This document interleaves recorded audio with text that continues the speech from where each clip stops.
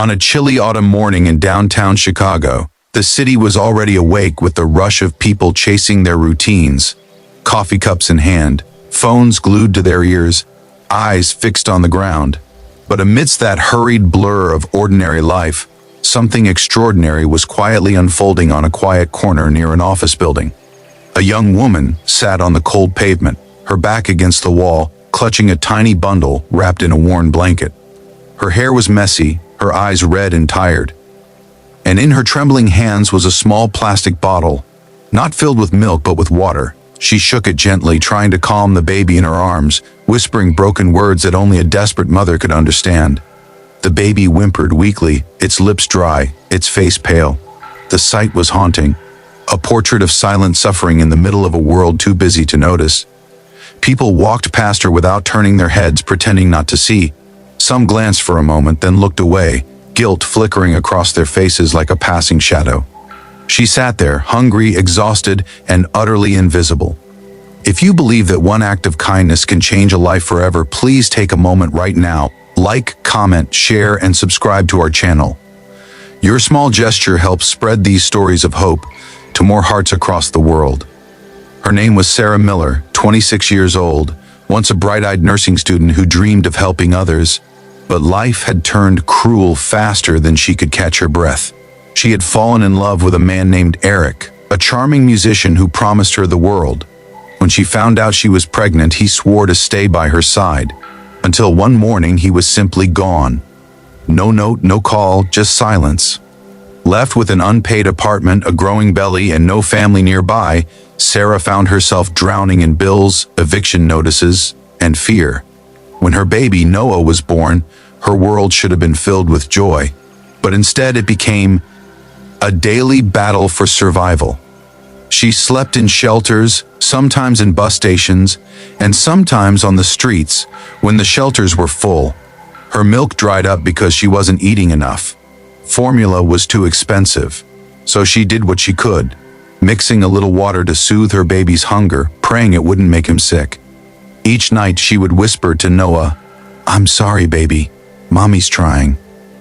That morning, Sarah had sat outside an office building because it had a wide ledge and some warmth from the glass reflecting the sun. She had hoped maybe someone would stop, even just to ask if she was okay. But hours passed, and no one did. Until a man in a crisp white shirt carrying a grocery bag stopped walking.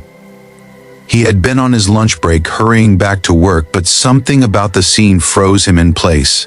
His name was David Carter, a 34-year-old financial analyst, the kind of man whose life looked perfect from the outside. But lately, even he had been feeling something missing, an emptiness he couldn't explain. As he looked at Sarah sitting on the cold sidewalk with her fragile baby, something inside him broke open. He knelt down slowly, unsure what to say, but he could see everything written in her eyes: shame, exhaustion, and silent pleading. In that moment, Sarah looked up, startled and embarrassed. She tried to hide the bottle behind her leg, as if afraid he'd judge her. But David only smiled softly and said, "Is he hungry?"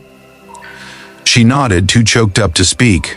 Without another word, he reached into his bag and pulled out a bottle of milk he had just bought for his own toddler daughter at home. "Here," he said gently. "This one's fresh. Please, take it."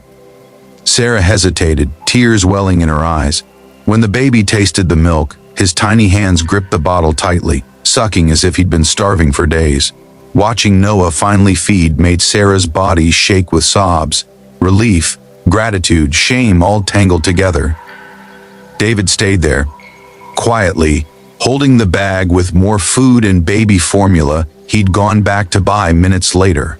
People started slowing down to watch, but for once, Sarah didn't care. As they talked, David learned pieces of her story: how she'd been evicted, how she couldn't find work without childcare, how she'd gone days without eating just to make sure Noah had something. He listened, not with pity, but with a heart full of empathy. When he had to leave, he didn't walk away easily. Something about her eyes, the way she still thanked him despite having nothing, stayed with him all afternoon. That evening, he went home to his comfortable apartment, kissed his daughter goodnight, and sat at his kitchen table thinking. His wife Emily noticed his quietness. When he told her what he had seen, she was silent for a long time. Then she said something that changed everything. Maybe we were meant to help her. The next morning, David went back to that same spot. Sarah was there, holding Noah close, her face pale from another sleepless night. When she saw him again, she smiled weakly, thinking he had just come to check on her. But this time, David brought more than food. He brought hope. He handed her a small envelope with cash inside and said softly, "This isn't charity, it's a start. Let's get you somewhere safe." She refused at first, shaking her head. Pride, fear, and disbelief tangled inside her. "I can't take this," she whispered. But David said, "You're not taking it, you're receiving a chance." Something in his tone, firm yet kind, made her believe him. He helped her get into a small women's shelter he and Emily often donated to.